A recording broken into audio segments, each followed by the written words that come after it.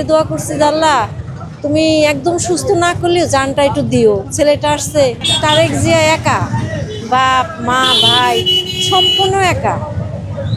এটা ভাবলে খুবই কষ্ট হয়।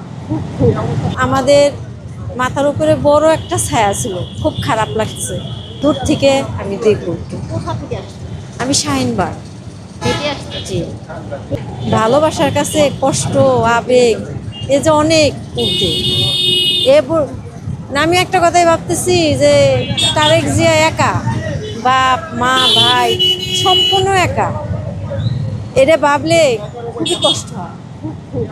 তবে একটা কথা কি জানেন, উনি আরো কিছুদিন বেঁচে থাকতো। আল্লাহর কাছে তো দোয়া করছি 2-3 দিন আগেও, বলছে যে ওনার অবস্থা ভালো না।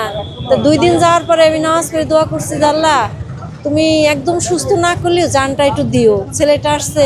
তো 2 দিন পার হওয়ার পরে আমি ফজর নামাজ পড়ে ভাবলাম যে খারাপ খবর আসে না, হয়তো ভালো হবে।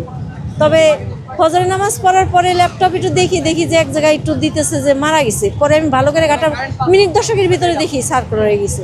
তখন থেকে খুব কষ্ট লাগতেছে, খুব। 2-3 দিন পরে কবরে একটু যায় দেখবো। এত মানুষ, আমি বলে বোঝাতে পারবো, জায়গায় দিতে পারবে না। প্রচুর প্রচুর মানুষ। আমি কত কষ্ট করে ভিতর দিয়ে হাইটে আইছি, ভালো লাগতেছে না। গেলে একটু ভালো যদি লাগে, খুবই খারাপ লাগতেছে।